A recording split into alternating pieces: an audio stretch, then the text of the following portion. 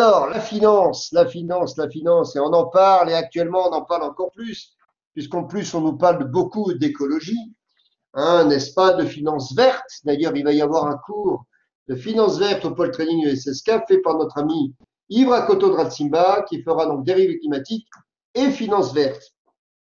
Alors, pourquoi je fais cette fameuse conférence sur les fables de La Fontaine adaptées effectivement au monde de la finance et du business? Parce que quelque part, on va se rendre compte que la plupart des maximes qui en sortent s'adaptent bien au milieu de la finance et de tous les préjugés qu'on peut avoir sur ce monde-là. Moi-même qui l'ai vécu en tant que trader option pendant une quinzaine d'années, de 86 à 2000, et comme market maker principalement sur le forex.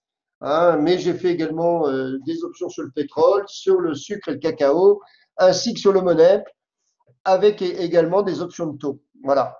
Donc j'ai eu la chance de voir le côté à la fois market making, le côté corporate du métier, et depuis maintenant 32 ans, et je remercie les nouveaux de la 33e et d'être présent lors de ces conférences. Et c'est vrai que les SETSCA a pu continuer depuis le 17 mars grâce finalement à Grupo Planeta qui nous a permis d'avoir ce système sur Blackboard. Effectivement, on s'y est habitué et c'est également une très très bonne chose. Donc, alors, moi je dirais que la première fable de La Fontaine qui va être bien adaptée au milieu de la finance, c'est la grenouille qui veut se faire aussi grosse que le bœuf. Je ne sais pas si vous connaissez cette fable, mais la grenouille qui veut se faire plus. Oui, il y a quelqu'un qui veut parler là. J'entends quelqu'un. Essayez, s'il vous plaît, quand vous voulez intervenir, de l'exprimer sur le chat. Et effectivement, vous levez la main, mais pendant la conférence, alors évidemment, le visuel, gardez le visuel, mais coupez le son, s'il vous plaît. D'accord? Donc, la grenouille qui veut se faire aussi plus grosse que le bœuf. Alors, ben, c'est quoi l'histoire, de cette fable? Ben, c'est le principe même. Souvent, ah, je vois que Guillaume Pitre nous rejoint. Guillaume Pitre, Monsieur Florent Cognot, hein, Guillaume Pitre, je vous rappelle, il y a Charles Val et Raphaël Bellampero de la 99 et Charles de la 95 qui sont présents. Et je les en remercie, ainsi qu'Ashley Boulel. Voilà, Guillaume Pitre qui fut le major des mars 2018. Voilà.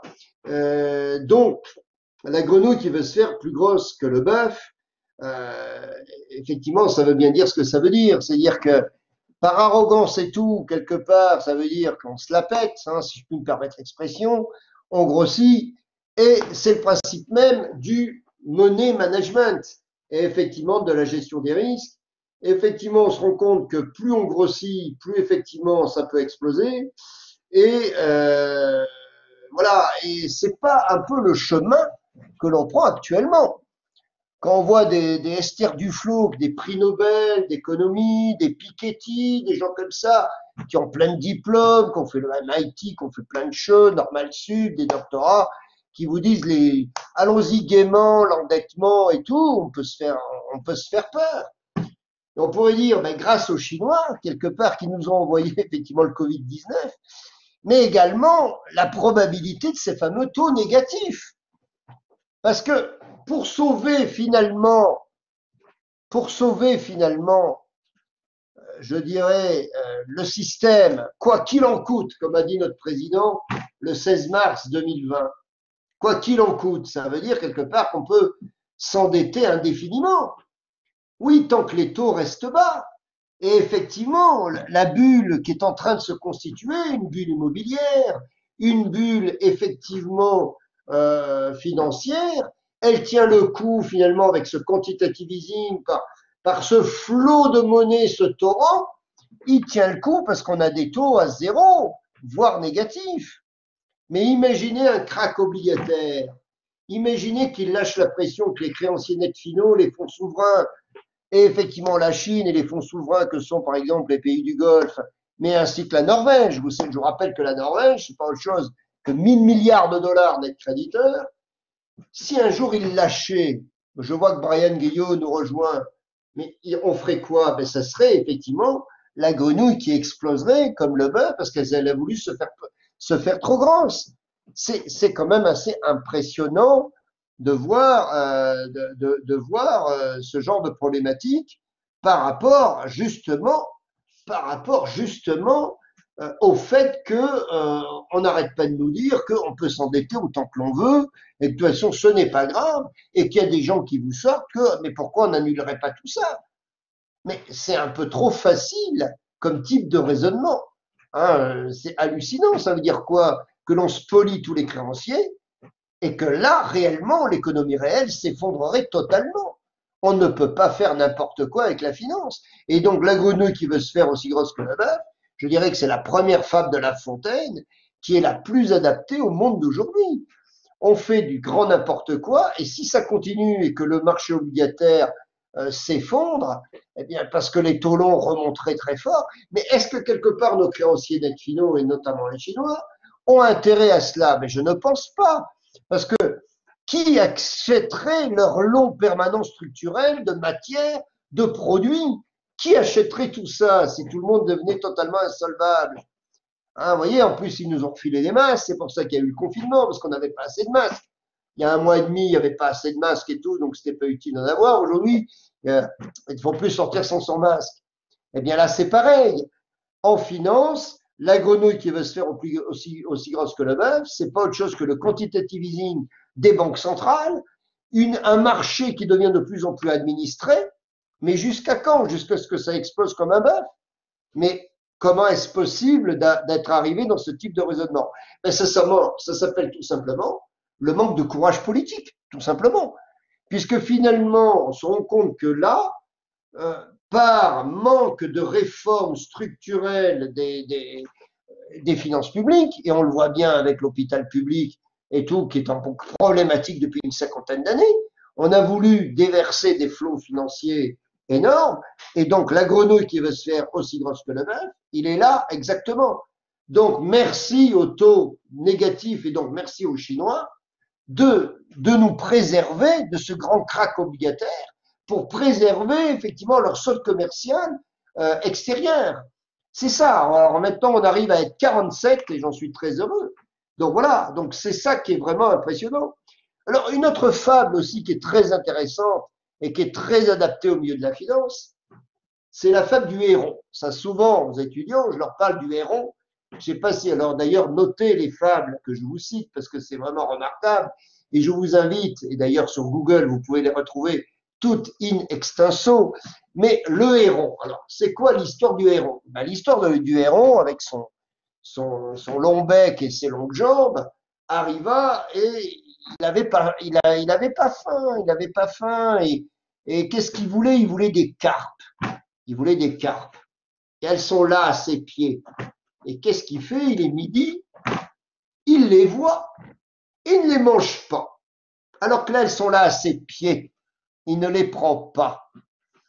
Le temps passe, il n'y a plus de carpes. Après, il y a des tanches. Vous savez ce que c'est qu'une tanche? C'est un poisson de moins bonne qualité que la carpe, en tous les cas dans l'esprit d'un héron. J'ai pas voulu de carpe à midi puisque je n'avais pas encore faim. Donc je ne vais pas me contenter à 17 heures de tanche. 20 heures arrivent, plus de tanche et encore moins de carpe. Il se retrouve avec des goujons. Vous savez, les goujons, c'est un tout petit poisson. Eh bien, je n'ai pas voulu, effectivement, je vois qu'Antoine nous rejoint de nouveau, je n'ai pas voulu ni de tanche ni de carpe, je ne vais pas me contenter de goujons. Minuit arriva, il n'avait toujours pas mangé. Eh bien, quelque part, là, il ne reste plus que finalement des limaçons. Mais il ne veut pas de limaçons puisqu'il n'avait pas voulu de goujons et encore moins de tanche et encore moins de carpe. Et à 3 heures du matin, il se contenta d'un verre luisant. Donc tout ça pour dire que quelque part, arrêtons d'être difficile. Quand vous arrivez à 60 ou 70% de votre objectif, ou si vos objectifs, vous l'avez là tout de suite, c'est exactement comme en option. En option, vous êtes θ négatif. Si la stratégie, vous pouvez la faire tout de suite, vous le faites tout de suite. Vous apprenez quelque part à être moins arrogant Là est la leçon de la fable du héron. Prenez ce qu'il y a à prendre. Et si ce n'est que 60 ou 70% de votre objectif, vous prenez. Parce que si ça se trouve, si vous attendez trop qu'une nouvelle opportunité arrive, c'est bien d'être opportuniste, c'est évident. Mais là encore, il va falloir que vous compreniez qu'il faut savoir prendre les choses. C'est-à-dire qu'en d'autres termes, un résultat financier, il est toujours, comme on dit dans notre jargon, mark to market. C'est-à-dire que tous les longs doivent être shortés, tous les shorts doivent être allongés, mais de façon virtuelle. Alors que n'oubliez pas qu'un vrai profit, ou une vraie perte d'ailleurs par définition, c'est quand elle est réalisée. C'est-à-dire que quand il y a un débouclage réellement de la position. Et c'est exactement la logique de la fable du héron, qui doit comprendre que quand on peut faire les choses dès le départ, il faut les faire. Apprenons à gérer notre arrogance, notre suffisance, effectivement ce côté grenouille qui veut se faire aussi grosse que le beurre, et on y va dans la facilité de paiement, eh bien quand on peut faire effectivement son résultat, eh bien on le fait tout de suite, et on passe à autre chose, et on passe à autre chose. Donc c'est ça qui est vraiment, vraiment tout à fait fondamental. Alors, autre fable extraordinaire dans le milieu de la finance et des affaires, c'est la cigale et la fourmi. Ah, la cigale et la fourmi. C'est vraiment, c'est peut-être la plus célèbre des fables, la cigale et la fourmi. Hein? Non, il est plus difficile que de vendre que d'acheter, nous enseigner les anciens en bourse, comme nous dit Antoine. Antoine Naudet, le roi Antoine, on va l'appeler, tellement c'est quelqu'un d'extraordinaire qui nous permet, je vous rappelle, depuis toutes ces années, d'avoir ce fameux grand dîner des traders à l'école militaire juste en face de la Tour Eiffel, vraiment. Mais effectivement, et pourquoi justement, alors là, je ne vais pas faire de la psychologie de café du commerce, mais il faut bien comprendre que les gens comprennent toujours le long. Annuler à la demande de parole. Mais Guillaume Pitt, vous pouvez parler, il n'y a pas de problème. Hein. Guillaume Pitt, vous voulez intervenir, intervenez. Je veux des réactions, ou au moins sur le chat. Il n'y a pas de souci, on est 47 là maintenant. Bon, annuler la demande de parole, vous voulez plus. Jessica Vedel a quitté la session. Bon, ok, c'est son droit. Donc, on continue. La cigale et la fourmi. Alors, la cigale et la fourmi, effectivement, la cigale Ashley, il y a un problème Ashley de communication, problème de connexion. Je vois Ashley Boulel. Bon, alors, la cigale et la fourmi. Ben, la cigale, effectivement, elle chanta tout l'été et elle se retrouva fort dépourvue. Effectivement, la fourmi, qui est pas sympa, elle est pas cool. Parce que en 2020, il faut être cool. Voilà. Guillaume Pitt, bonjour. Alors, la véritable qu'il faut lire, la fable des abeilles. Ah, c'est quoi la fable des abeilles? Là, vous me prenez à contre-pied. La fable des abeilles, c'est quoi la fable des abeilles? Racontez-moi. Racontez-nous. C'est quoi la fable des abeilles? C'est une fable de La Fontaine?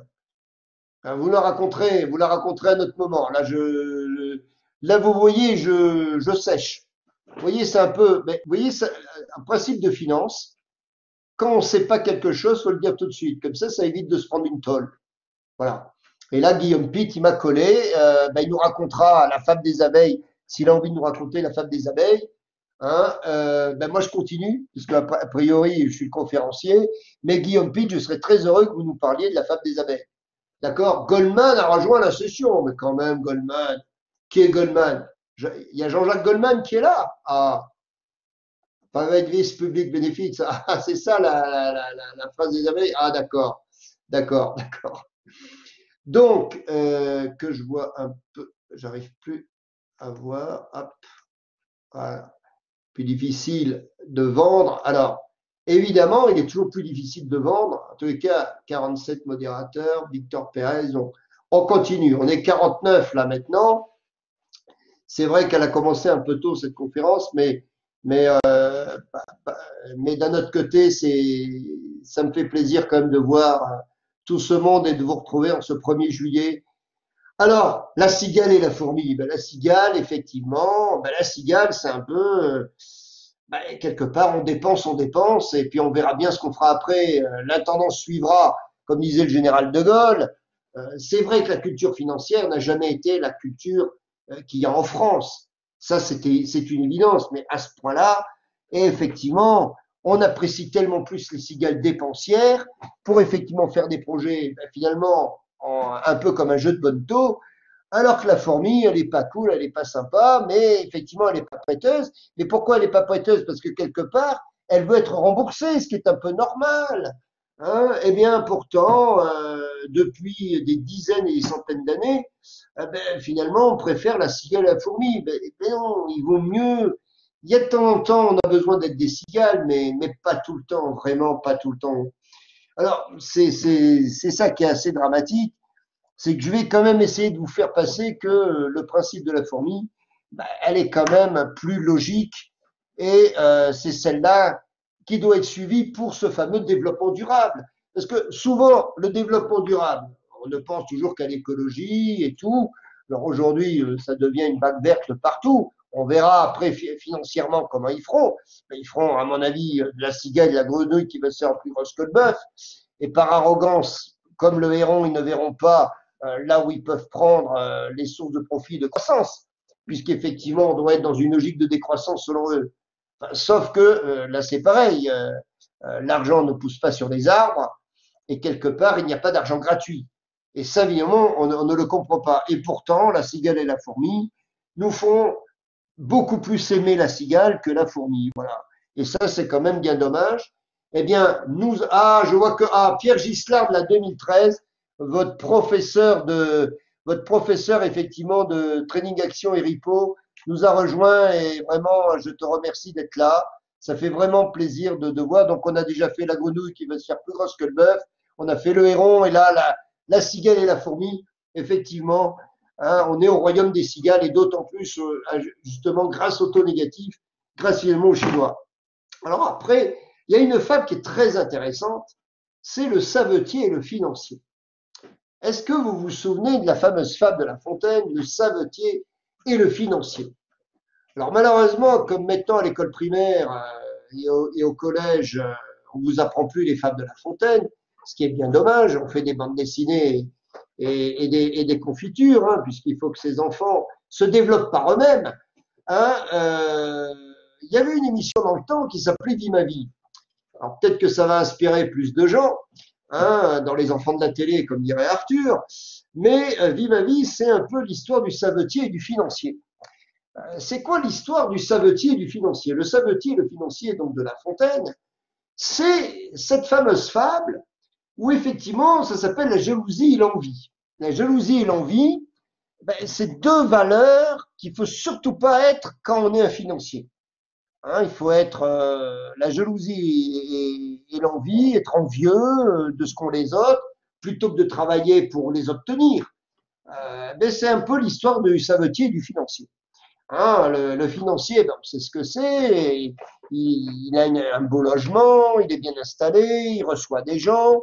Et puis le pauvre savetier, effectivement, lui, dans cette fable, il est là. Le savetier, c'est un cordonnier. Hein, c'est pour ceux qui pourraient pas voir. Ça y est, nous sommes 50. Hein, c'est vraiment merci d'être là. Et donc, le savetier, il voit le financier mener grand train, voir des gens et tout, alors que lui, il vit chichement, il galère, comme on dirait aujourd'hui. Et alors, donc, il y a un mage qui arrive et qui leur fait changer de vie. C'est-à-dire que le savetier devient le financier et le financier devient le savetier. Voilà, il y avait une émission dans le temps qui s'appelait Vie ma vie, il y a quelques années, et donc on échangeait des vies de gens très, très, très différents. Et donc, au départ, le savetier, il est très content d'être devenu financier. Il a des beaux costumes, il a des beaux atours, il y a plein de gens et tout. Mais ce qui va lui arriver, c'est le stress. Le stress. Le stress du financier, justement. Le stress, alors on disait pas comme ça à l'époque de La Fontaine, mais c'est un peu, je traduis, je mets des sous-titrages, hein, si vous voulez. Donc, le stress, quelque part, du financier, mais c'est de compter tout le temps compter et recompter et stratège et d'avoir des chiffres dans la tête, ce qui l'empêcha de dormir. Et oui, donc quand on est un financier, il faut essayer de dormir. Et quand on ne dort plus, on est nerveux, on est stressé, on a plein de soucis. Comme disait Coluche, j'ai été pauvre, j'ai été riche, j'ai connu les problèmes de pauvres, j'ai connu les problèmes de riches. À choisir, je préfère avoir des problèmes de riches. Quoique, il dit, eh bien c'est exactement ça. Donc le savetier se rendit compte qu'effectivement, passer son vent, la femme par l'intermédiaire des animaux permet de dénoncer les injustices et les abus. Ah, j'ai pas vu la suite de votre déclaration. Alors, la femme par l'intermédiaire des animaux permet de dénoncer les injustices et les abus de la société, mais aussi plus généralement, de manière satirique, les défauts humains. La femme infinie, didactique, mais absolument. C'est l'objet de cette conférence. Donc, nous sommes le 1er juillet, donc on est en plein été.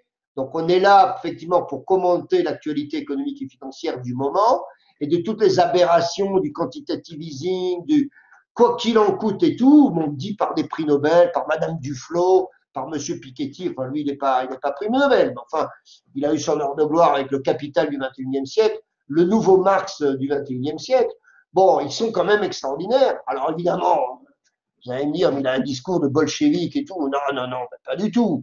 Dans le monde d'aujourd'hui, on appelle ça collaboratif et cool et sympa. Mais enfin, sauf que dans les comptes, c'est toujours la même chose. À force de dépenser l'argent qu'on n'a pas, on se retrouve avec une bulle monstrueuse et effectivement, la grenouille qui veut se faire plus grosse que le bœuf, le héron, la cigale, la fourmi, et le savetier, le financier, et donc le savetier qui devient financier. Parce que justement, là, nos amis écologistes et tout, ok, ils sont ok, on va faire du vélo, tout ça, c'est fabuleux. Eh bien, ils vont se retrouver à gérer des budgets, de la finance, donc des trucs pas cool, donc pas sympas, avec des gens avec des cravates, des chemises blanches, des costards. Bon, voilà, moi je suis pour l'industrie de la cravate. Hein. C'est vrai que s'il y a plus de gens qui portent de cravate, ça fera disparaître des emplois. Alors on me dirait il y en aura d'autres, mais voilà. Et là ils vont se rendre compte d'une chose, qu'il y a les beaux discours théoriques, on va dire 68 heures et aujourd'hui la bulle verte, on va l'appeler comme ça. Mais alors attention, moi je suis pas du tout anti-écolo, moi j'adore la campagne, j'adore. Mais il va falloir comprendre une chose, que ce n'est pas possible durablement. Et justement, le principe du développement durable, il n'est jamais vu sous cet angle. Mais il vaut mieux transmettre des actifs plutôt que des éléments de passifs. Ah, bonjour, monsieur Jean Adou. Ah, je vois que votre photo est à l'envers, je ne sais pas pourquoi, mais bon, c'est la technologie qui veut ça. Donc on est 48, là on était 50, on est 48. Je vois que monsieur Jean Adoujean nous a rejoint. Bonjour monsieur. Alors, et donc, tout ça pour dire que ben, finalement, le savetier, au bout d'un moment, il en a marre de vivre la vie du financier. Et finalement, il veut reprendre son identité de savetier. Et quelque part, quand effectivement, vous avez un poste qui est bien au-delà, finalement, que de vos compétences et tout, ben, quelque part, vous n'êtes pas à votre place. Donc, tout ça pour dire qu'il faut chaque personne à sa place et que tout le monde comprenne qu'on a besoin de tout le monde, c'est ce fameux vivre ensemble. Là aussi, le grand discours, mais vivre ensemble avec une hiérarchie, avec des repères, avec des gens qui ont des compétences, des sachants, comme on dit aujourd'hui. Mais qu'est-ce que c'est Qu'est-ce que c'est épouvantable comme expression, un sachant? Ça veut dire quoi? Mais justement, quel bonheur de vouloir savoir. Le capital humain, c'est un vrai bonheur, justement, et c'est ça qui remplit le capital. Si vous avez du capital sans capital humain, il se délite, et quelque part, c'est très moral d'une certaine façon. Le capital humain, c'est vous, c'est votre cerveau. C'est effectivement apprendre à travailler dur, apprendre à être exigeant vis-à-vis des autres, mais vis-à-vis de soi. C'est ça la bonne logique. Et effectivement, le savetier, le financier, ben le savetier, finalement, il a goûté la vie du financier et il s'est rendu compte qu'il en dormait pas la nuit. Et effectivement, il préférait avoir moins de moyens. Mais de grâce, laissons aux personnes qui ont envie de travailler dur et d'avoir plus de moyens, laissons la possibilité de le faire. C'est ça une société libérée et libérale, que le savetier reste savetier, que le financier reste financier, et quelque part, ils se rendent compte, en ayant changé de vie, que c'est absolument important, finalement, d'être à sa place, au bon endroit, et c'est comme ça qu'on crée, d'une certaine façon, une société harmonieuse. Alors, il y a une autre fable extraordinaire. On a vu la grenouille qui va se faire plus grosse que le bœuf, le héron, la cigale et la fourmi, le savetier et le financier. C'est le corbeau et le renard. Ah, alors la cigale et la fourmi, et maintenant le corbeau et le renard. Alors, vous allez venir sous quel angle il va nous prendre le corbeau et le renard. L'arnaqueur et l'arnaqué, comme dirait l'autre. Mais pas du tout. Mais pas du tout. Qui est arnaqué dans cette histoire-là? Mais personne. Et c'est ça, souvent, dans la rhétorique du corbeau et du renard, la rhétorique habituelle, anti-business, anti-finance, anti-capitaliste, va vous dire, ben, le renard est un filou, c'est un enfoiré, et il a arnaqué le corbeau. Mais pas du tout.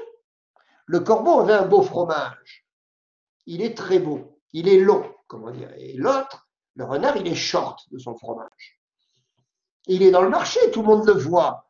Il fait pas ça en catimini, il est pas ça dans le marché gris, comme on dit en OTC. Le renard le flatte. Il le flatte.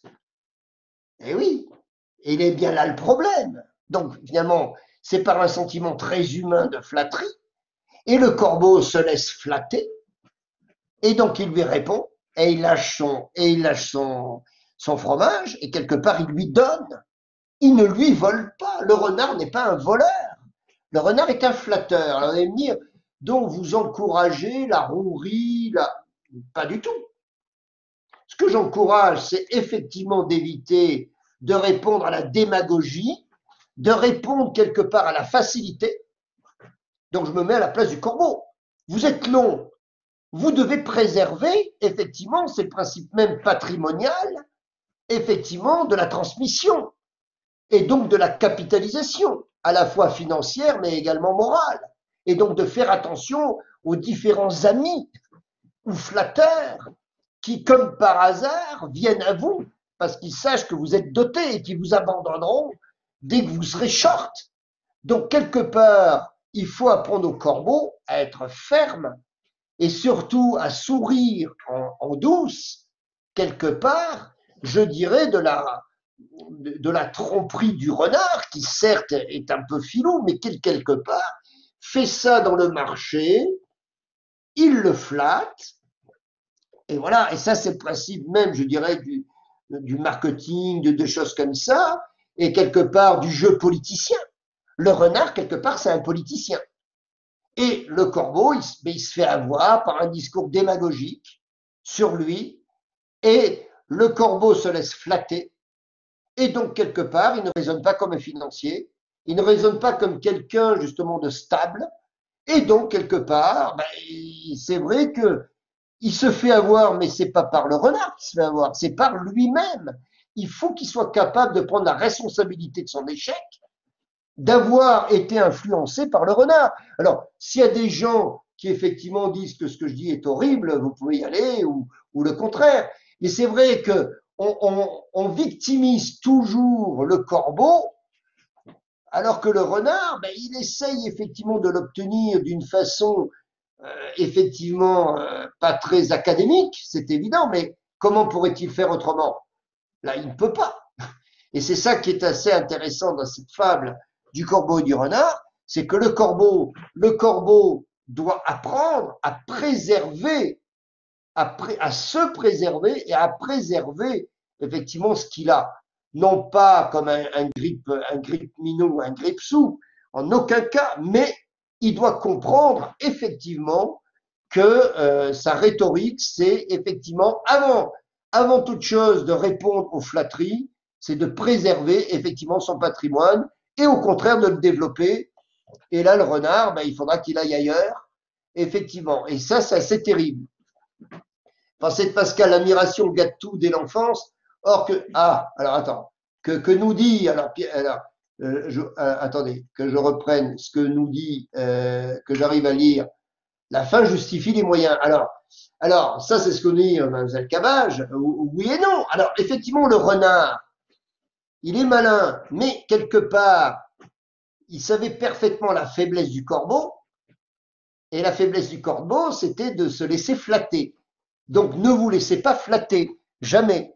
Ça me rappelle un peu la pub, je ne sais pas si vous vous souvenez, la pub de Nespresso avec Georges Clooney. Est-ce que vous vous souvenez?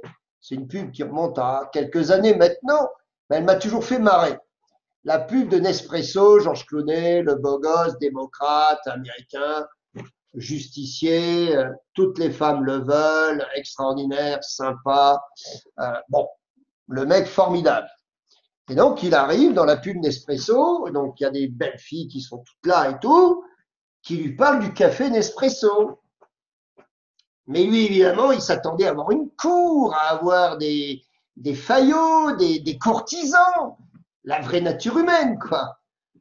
Eh bien non, elle lui parla du café, circuler, il n'y a rien à voir, comme aurait dit Coluche. Eh bien vous voyez, c'est assez amusant, mais là c'est que ça, et ça c'est la rhétorique du financier. C'est-à-dire qu'on doit faire ce qui doit être fait, point barre, et d'ailleurs c'est pour ça que souvent, on nous considère comme des gens inhumains, robots, mais non, on est cohérent dans nos actes, point barre. Après, dans notre vie privée, qu'on soit différent et tout, mais quand on est dans le business et tout, il ne faut pas se laisser attraper par des discours circonvolutionnés ou des magouilles politicardes et tout. On va droit à l'objectif, droit au but, comme on dirait à l'OM. Mais bon, il y a sûrement des gens pour le PSG, et puis à la limite, on n'en a rien à foutre, comme on dirait, dans ces choses-là. D'accord? Donc, tout ça pour dire, la fin justifie les moyens, oui et non. Et c'est en ça que la compliance, aujourd'hui, justement, les mesures de gestion des risques qui ont toujours existé, parce que là c'est pareil, c'est pas parce qu'il y a eu la crise de 2008, effectivement avec les subprimes et tout, que là soudainement on a appris à faire des matrices de risque et tout. Hein, le modèle risque maîtrise de JP Morgan, il datait du début des années 80. Donc c'est pas nouveau qu'on ait calculé les risques. Ce qu'il y a, c'est que depuis les années 80, on a des bécanes, on a des ordinateurs incroyablement plus puissants qu'aujourd'hui. Moi, je me souviens, on avait des compacts 386 quand on était en 1987 sur le Monet, hein, 386 kilo-octets.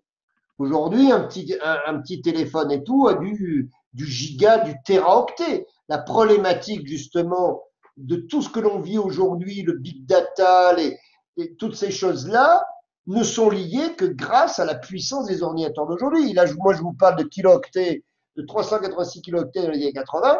Il faut quand même savoir qu'en 69, donc il y a une cinquantaine d'années, quand ils sont allés sur la Lune, ils avaient 4 kilo-octets.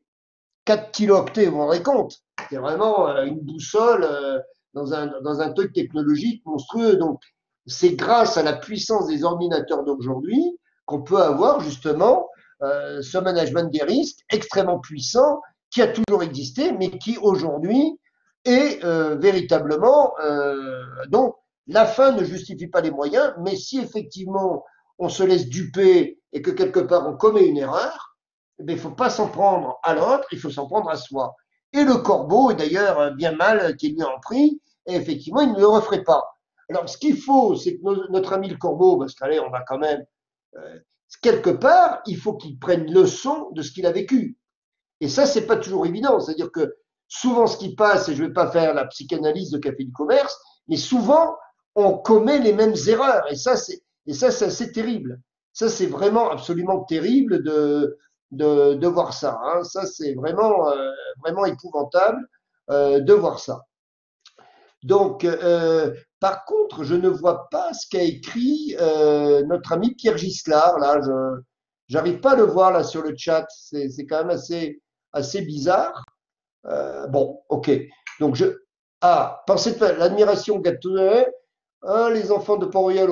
Ah, attendez, mais ça y est, il est là. Attendez, que je vois ton texte. Mais c'est bizarre. Il arrive pas à s'afficher. Il arrive pas à s'afficher. Je sais pas. Il est Pierre. Ouais. Mais à la limite, dis-le parce qu'effectivement, j'ai pas tout lu. C'est furtif. Il faut que dans ton message, tu mettes que le message puisse être affiché à tout le monde. À mon avis, sur ton Blackboard, il faut que tu regardes en bas à droite là et que tu mettes que ton chat puisse apparaître pour tout le monde. Voilà. Bon, alors je continue. Donc effectivement, il a écrit sur le canal supervisé. Je vois que Madame Cabage est une spécialiste. C'est quoi ça, le canal supervisé? Là, je comprends pas, mais c'est quoi un canal supervisé? Ah, ben voilà. Que pensez-vous du lien entre la Russie et la fable de la finance mondiale? Car en ex-URSS, ni la bourse ni les marchés ne dictent la politique économique à son gouvernement souverain. Cela ne confirme pas, selon vous, que le renard est plus rusé que... Ah, mais bien sûr que le renard est plus rusé que le corbeau. Mais évidemment.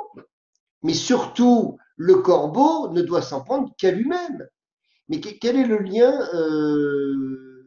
Abdessamad Benalla, là, quel est le lien entre le corbeau et effectivement et le renard et l'URSS.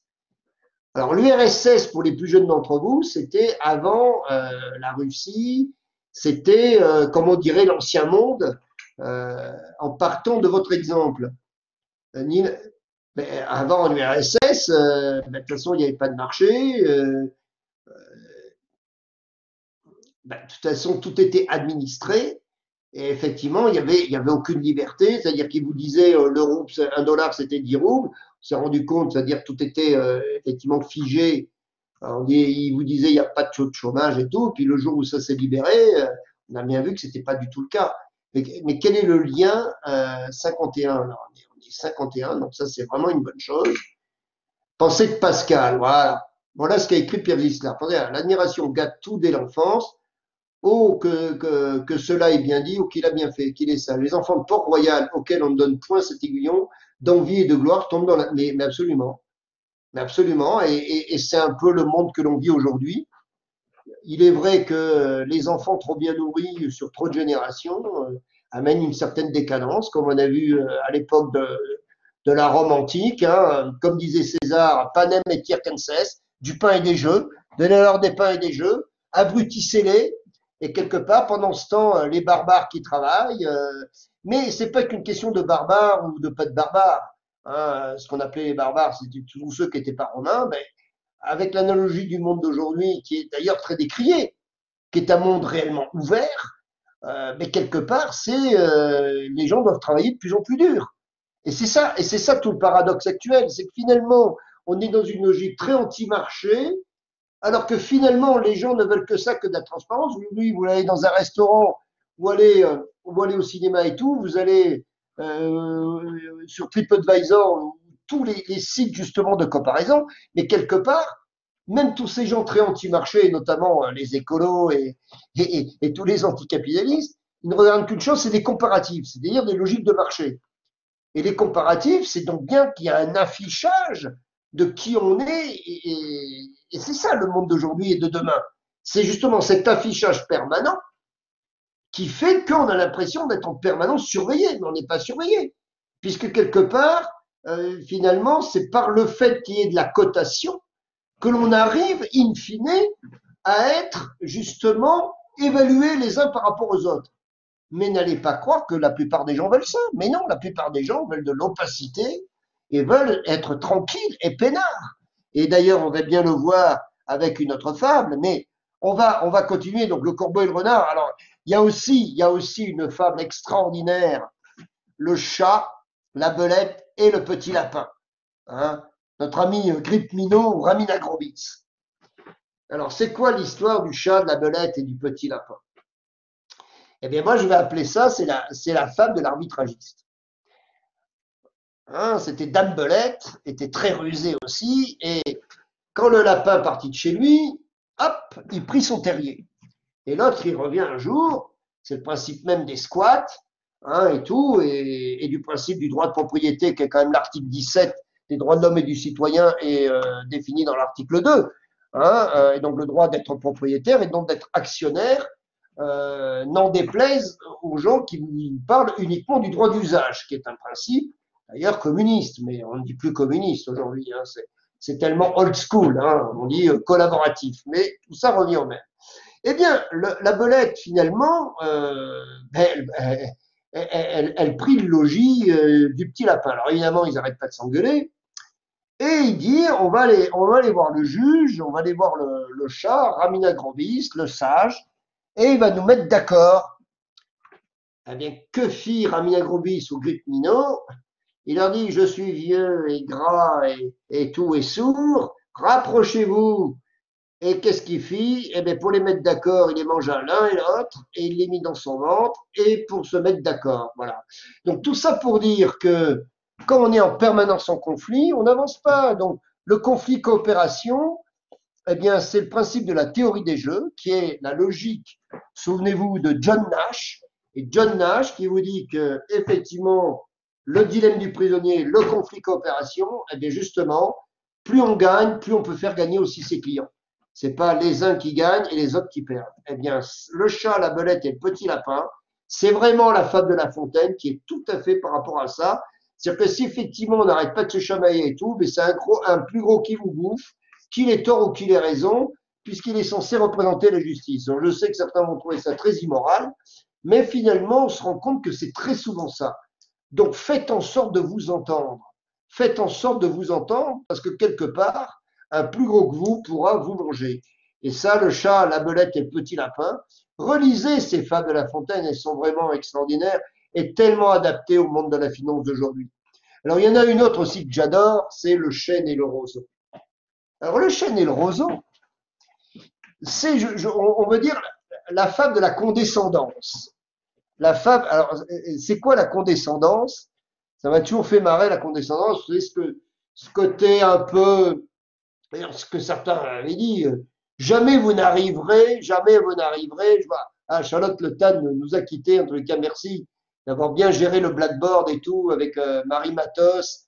Et vraiment, elles ont été vraiment très professionnelles. Bon, donc, euh, le chêne et le roseau, c'est l'histoire du chêne qui est grand, gros, fort et qui ne plie pas, qui ne rompt pas et qui voit de façon très condescendante le roseau, le petit, tout fluet et tout fin et qui plie. Mais comme il dit, je suis fin et mince, mais je plie mais ne romps pas. Et un jour, un gros orage arriva et le roseau, lui, plia mais ne rompit pas. Alors que le chêne, il se cassa la gueule, il avait beau faire. Eh bien, en finance, il faut être un peu comme un surfeur, très quant, très cohérent, très souple, très agile, comme on dit en 2020. Moi, ça me fait marrer ce terme d'agilité, parce que l'agilité, ben, c'est exactement comme comment il faut être en tant que financier, agile, comme un chat. Et un chat, il retombe toujours sur ses pattes. Un chien, il est fidèle, il est droit, il est follower. Il est jamais contrariant, mais quand il se casse la gueule, mais c'est exactement pareil, le chêne et le roseau. Le chêne est très condescendant vis-à-vis du roseau. Ça, c'est une habitude. Mais le petit, quelque part, mais il s'en sort. Il s'en sort toujours, toujours bien, de toute façon, quoi qu'il arrive. Ça, c'est comme ça. D'ailleurs, est-ce que vous saviez qu'il existe des coachs d'agilité? J'ai découvert ça. Il y a des gens qui sont payés 1 000 € par jour en tant que coach d'agilité. C'est quand même assez extraordinaire parce que franchement, euh, moi j'ai appris ce mot en 2020. Nous, en tant que trader et tout, on a toujours été agile. Donc soyez agile, soyons agiles et devenez coach d'agilité à 1 000 € par jour. C'est quand même assez extraordinaire. Mais s'il y a des prix comme ça, c'est qu'il doit y avoir des clients. Le principe d'un prix, c'est que quand il y a un pricing, c'est que quelque part, il y a une valo et qu'il y a forcément un acheteur et un vendeur. Donc, voilà, c'est quand même assez amusant. Voilà, donc, effectivement, le chêne et le roseau, il faut être en vie. Et n'oubliez jamais que la finance, c'est en permanence la survie, la survie, la survie. C'est-à-dire que la survie en permanence de ce que vous êtes et de ce que vous faites. Et donc, quelque part, si j'ose dire, c'est pas autre chose que le développement durable. Oui, mais la résilience, alors, la résilience de notre ami Boris Cyrulnik, c'est l'autre mot à la mode de savoir rebondir. On se prend 100 coups dans la gueule et tout, ben, au 101e coup, ben, on se réveille, on remonte. Ben, on appelle ça aujourd'hui la résilience. C'est vrai qu'il y a tout un vocabulaire marketing 2020, l'agilité, la résilience, savoir rebondir, ne pas déprimer, être fort toute sa vie. L'important dans le métier, c'est de durer, pas de briller. Et effectivement, ça c'est Antoine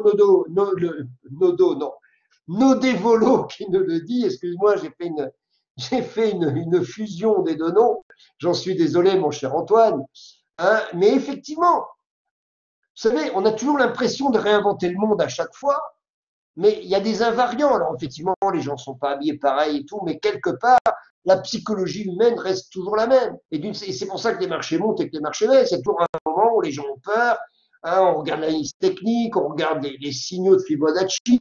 Mais quand c'est un gros poisson qui le dit, ben on va plus l'écouter que quand c'est un petit poisson. Mais c'est le principe du chêne et du roseau.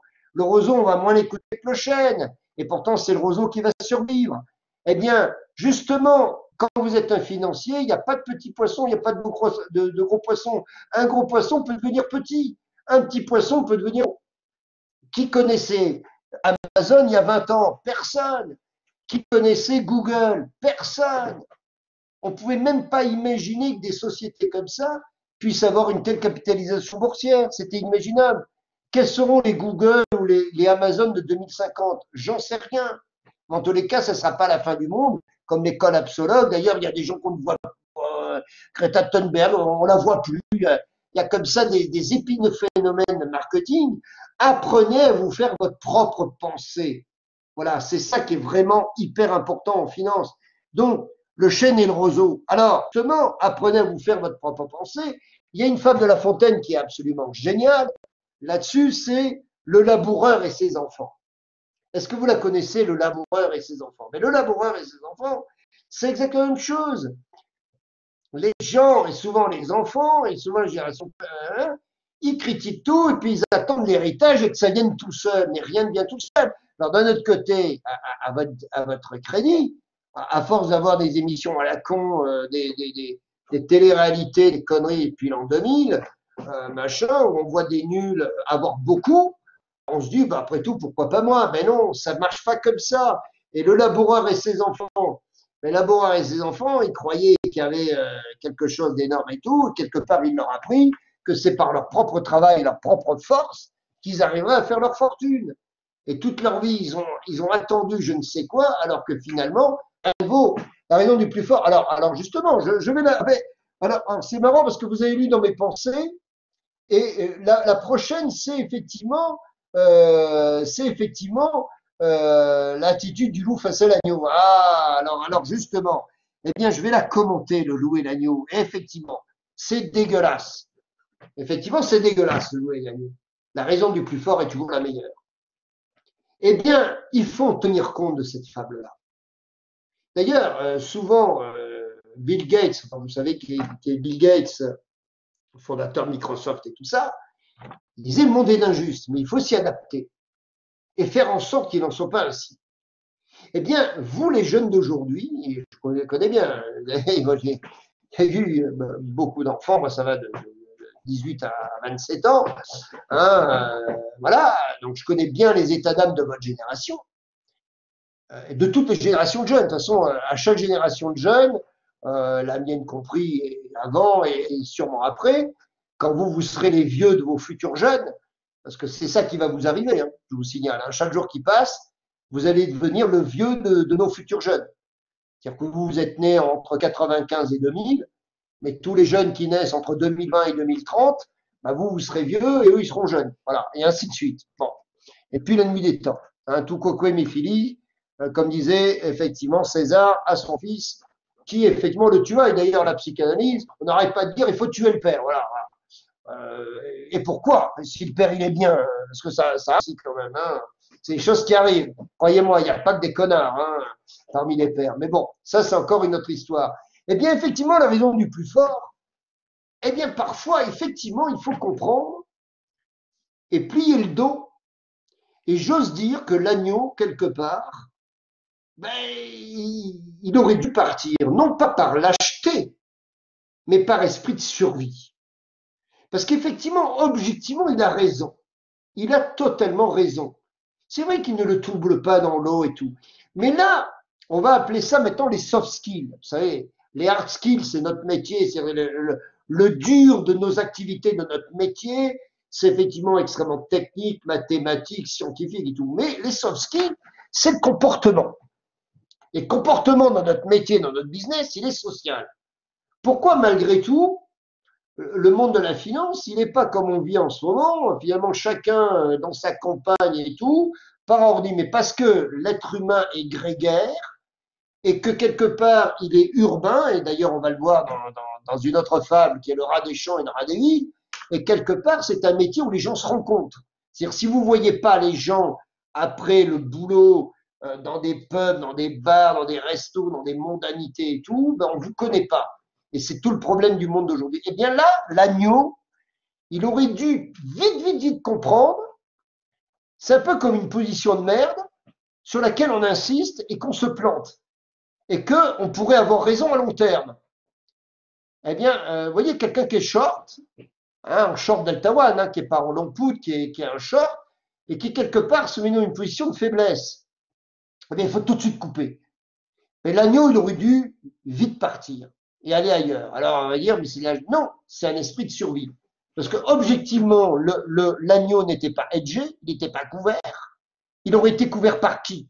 Il n'avait pas d'arbitre. Et donc, finalement, en s'obstinant dans sa mauvaise position, même si objectivement il avait raison, mais quelque part il s'est fait manger. Alors vous allez me dire, c'est dégueulasse. Mais effectivement, donc ce qu'il faut comprendre, quand vous n'êtes pas dans une position de force, même si vous avez raison, je ne dis pas qu'il faut s'écraser comme une merde, je n'ai pas dit ça non plus, eh bien, il faut éviter, voilà. Et ça, c'est vrai que certains peuvent considérer ça comme de la lâcheté, mais en fait, non, c'est de l'intelligence stratégique pour survivre. Alors, je sais que ce que je viens de vous dire là, peut-être vous plaira pas, et pourtant, apprenez à survivre. La logique de la finance, c'est ça. Et l'agneau aurait dû comprendre, aurait dû être plus intelligent, mais il était trop jeune.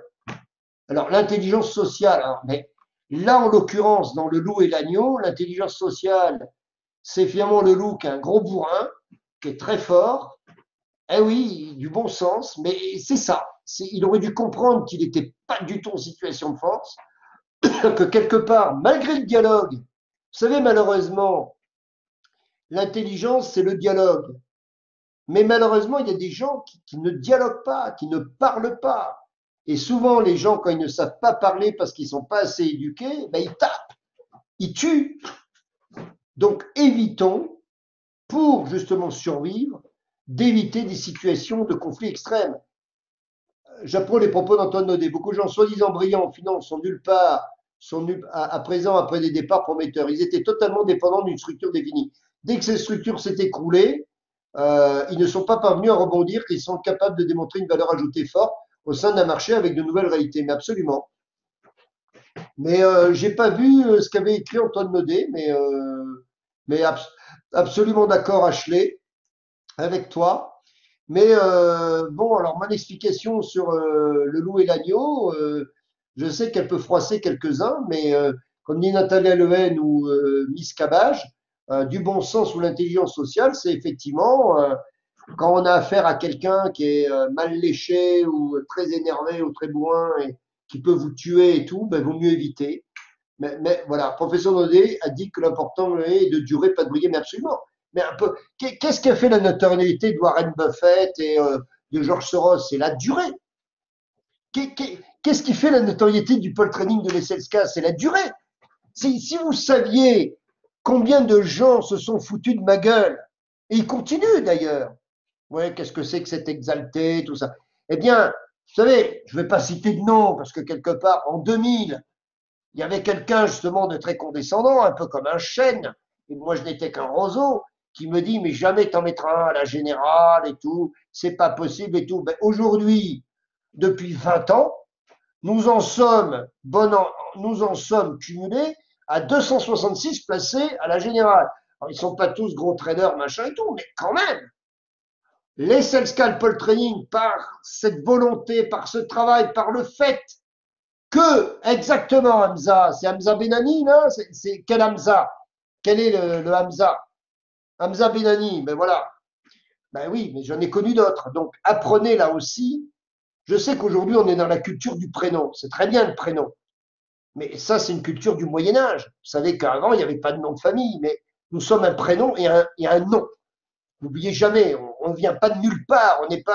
On n'est pas des gens qui viennent de nulle part. On a une histoire, on a des règles, on a des vies, on a un passé, alors parfois lourd, malheureusement.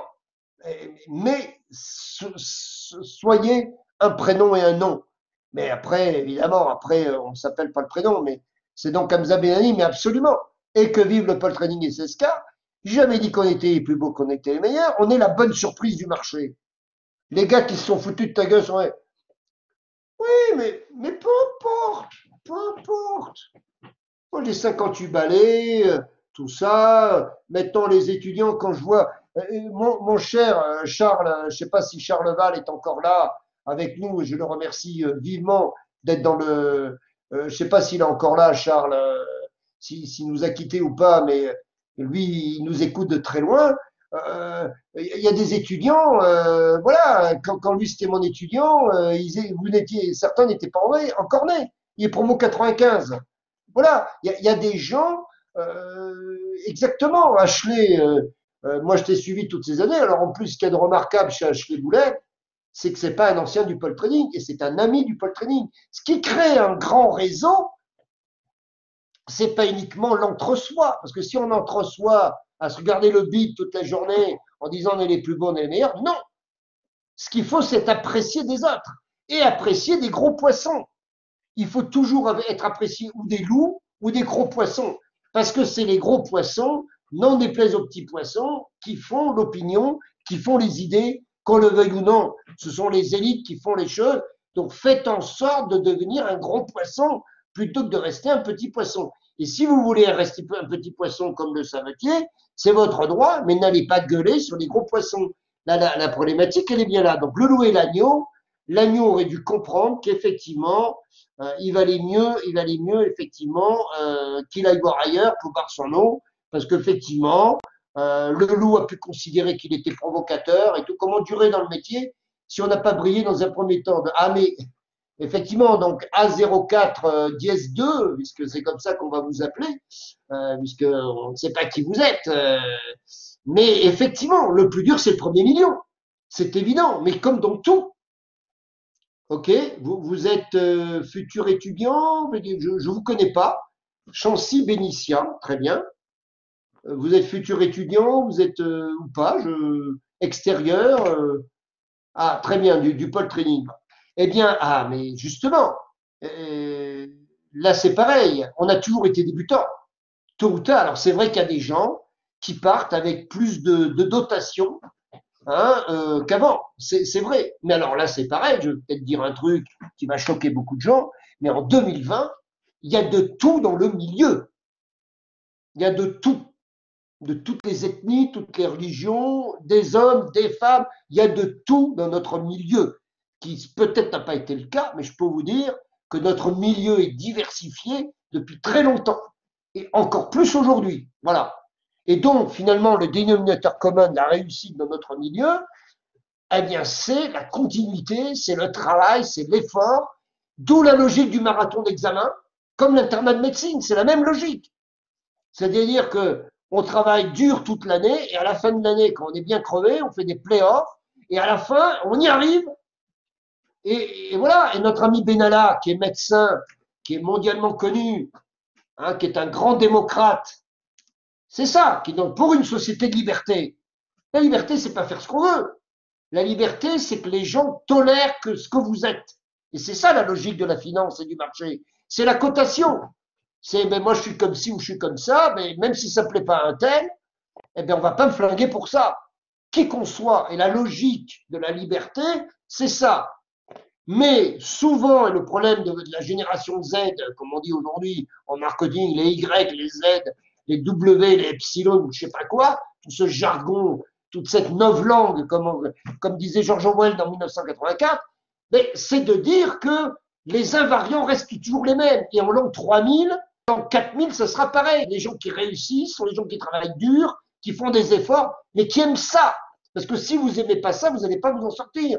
Parce que déjà, que quand on n'y arrive pas, c'est pas évident, eh bien, Chancy Benassia, vous allez tout faire pour que votre première expérience soit une bonne expérience. C'est tout. Et donc, vous allez en faire plus que les autres. Point barre. Vous allez vous mettre dans cette posture. On vous a jamais parlé comme ça. Jamais. Mais si effectivement vous ne le faites pas, vous n'y arriverez pas. C'est tout de suite. C'est couru d'avance. Et moi, j'ai suffisamment d'exemples. Vous allez sur le groupe LinkedIn, Pole Training et Senska, d'avoir amené des gens au plus haut niveau qui n'y croyaient même pas eux-mêmes. Mais si vous ne vous prenez pas en charge, eh bien oui, vous allez y arriver. Ça va être dur. C'est ça qu'on doit dire aux jeunes d'aujourd'hui. La vie est dure, oui, mais elle est passionnante, elle est géniale. Mais elle est encore plus dure pour ceux qui galèrent et qui foutent rien de leur vie. Elle est incroyablement plus dure. Le stress, quelque part, du savetier ou de la personne qui galère ou du gilet jaune, elle est beaucoup plus dure que le stress du financier, qu'on le veuille ou non. Parce que quand vous vous levez tôt le matin, mon ami Émeric Pénou, mon ami de 30 ans qui a été managing director chez ING, qui était originaire du Togo et tout ça. Bon, alors justement, si le gars il a dit, mais moi je suis comme ci, comme ça, non, ben, le gars il a été MD dans les grandes banques anglo-saxonnes et tout, mais il bossait de 6 heures du matin à minuit. Il n'y a pas, il faut bien que vous compreniez une chose. Vous voyez des gens, des Einstein, vous voyez des Léonard de Vinci, mais les gens qui réussissent sont les gens qui travaillent tout le temps, d'où qu'ils viennent. Et la croissance, la finance, eh bien, s'il n'y a pas de croissance, il n'y a pas de finance. C'est ça qu'il faut vraiment comprendre. Et vous, votre génération, depuis une vingtaine d'années, on vous dit, mais tout le monde se vaut, tout le monde veut. Oui, on est tous des êtres humains, mais il y en a qui en veulent plus que d'autres. Et alors, c'est ça qu'il faut que vous compreniez. C'est pas une question de génération. Il y a des fumistes à 60 ans et il y a des gros travailleurs à 18 ans. Mais qu'on a. Alors, Raphaël Pellampero, il a 99. Aujourd'hui, il va travailler à la banque. L'important, c'est de durer, mais à un moment, idéalement, le plus tôt possible. Il est nécessaire de briller au moins une fois pour marquer les esprits et gagner sa place dans le marché. Mais bien sûr, mais évidemment, non, mais évidemment, mais moi, ce que je dis, c'est que on peut effectivement être comme le renard, mais il ne faut pas être qu'un renard. Parce que si vous n'êtes qu'un renard, en d'autres termes, si vous êtes un petit enfoiré tout le temps, vous vous faites rattraper. Et d'ailleurs, on va le voir d'autres fables. Effectivement, prenons notre exemple, une autre fable. Ah, après le loup et l'agneau, la poule aux œufs d'or. Ah, la poule aux œufs d'or. Est-ce que vous connaissez cette fable? Mais la poule aux œufs d'or, on n'arrête pas de dire la poule aux œufs d'or. Eh bien, il ne faut pas la tuer. Quand effectivement on est sur un bon marché, quand on a fait une bonne méthode et qui marche, il ne faut pas la changer. Il faut effectivement continuer les bonnes choses. Là, souvent, quand il y a des fusions, acquisitions, quand il y a des reprises, des machins, on veut tout changer, mettre du neuf, faire du jeunime, du R à Z et tout. Mais non, il ne faut pas, comme on dit, jeter l'eau du bain avec le bébé. Il faut garder les bonnes choses, changer ce qu'il y a à changer. C'est ça qu'il faut comprendre dans l'esprit dit de changement. C'est pas changer pour changer. C'est pas une question générationnelle, c'est une question d'efficacité. Les choses qui sont efficaces et qui fonctionnent, il faut les faire durer. Et c'est dans la durée que se fait une réputation. Pourquoi Polytechnique est réputée? Piotr Jordan, je me suis pris plusieurs tempêtes dans la figure dans les marchés, ça laissait absolument. De quoi, eh bien, alors, Piotr Jordanov et tous les autres, le drame de votre génération, je connais bien, on vous a pas appris en tant qu'enfant à être dur. Mais dur, ça veut pas dire méchant. Ça veut pas dire être comme un loup. Parce que quand on est un loup, ben, je peux vous dire, on trouve toujours d'autres loups, et ainsi de suite. C'est-à-dire que quand vous êtes un enfoiré, regardez l'exemple de Dick Fould. Dick Fould qui était, et d'ailleurs, il y a quelqu'un qui pourra en témoigner, c'est notre ami Charleval, Dick Fould qui était l'ancien patron emblématique de Lehman, qui était de chaque fois limite, limite, limite. Quand il y a eu la crise de 2008, ils ont décrété que c'était lui qu'il fallait flinguer. Alors qu'une banque comme Merrill Lynch, où, euh, où, euh, où effectivement la Bank of America était dans une situation bien pire. Mais quelque part, quand on a été trop arrogant, même en étant dans les règles et tout, et qu'on a fait chier tout le monde et tout, eh bien quelque part, comment dire, il y a un coup de boomerang. L'humain perd tout en voulant trop gagner. Mais absolument, absolument, il faut rester raisonnable. Et la grenouille qui veut se faire plus grosse que le bœuf, stop. C'est pour ça que quand j'entends les discours, allons-y gaiement, oui, tant que les taux restent négatifs. La cigale et la fourmi, allons-y gaiement. Mais non, il faut apprendre à être fourmi. Le héron, mais il faut prendre quand il y a. Et vraiment, il faut bien comprendre ça. Et la poule aux œufs d'or, il ne faut pas la tuer. Parce que si on la tue, eh bien, quelque part, on tue d'une certaine façon notre principale source de revenus.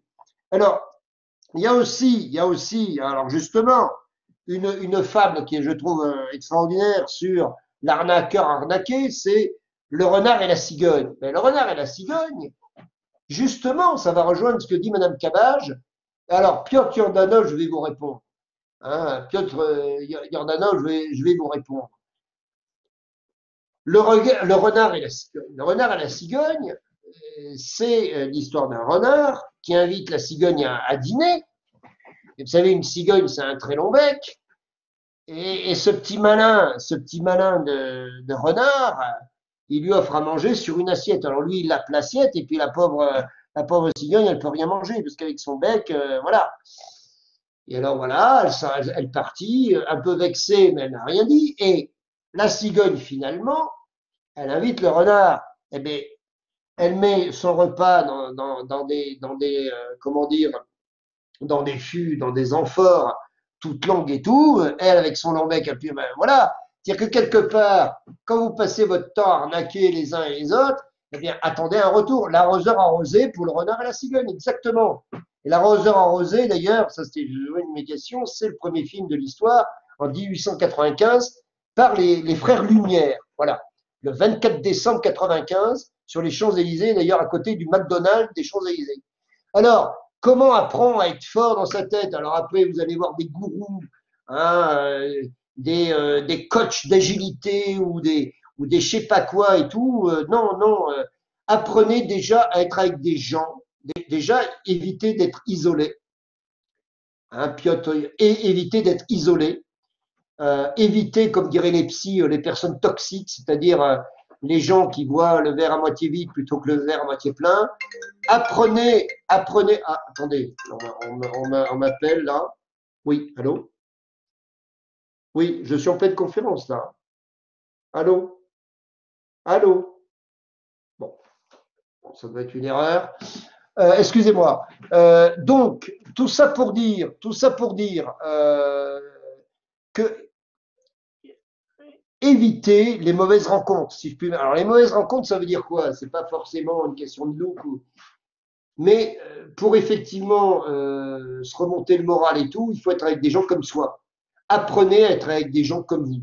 Je sais que la différence, comme on dit, attire toujours, mais dans la durée, rien ne vaut qu'être avec des gens comme soi. Je sais que ça fait très vieux con, vieux réac ou je ne sais quoi, mais plus on est avec des gens, c'est Macron, Georges, je vais bientôt me dire, mais non, certainement pas. Mais non, déjà, je suis trop libre d'esprit et pas assez politique au sens médiocre du terme. Le problème, c'est que la politique peut être une chose extraordinaire et belle et qu'elle est très, très enlaidie. C'est pour ça que les gens vont moins voter. Si, mais c'est pas qu'à cause du Covid-19, c'est que quelque part, les gens sont dégoûtés des mensonges ou des promesses non tenues ou des beaux discours et tout. Nous, les financiers et tout, moi, je vais pas vous promettre la lune. En aucun cas.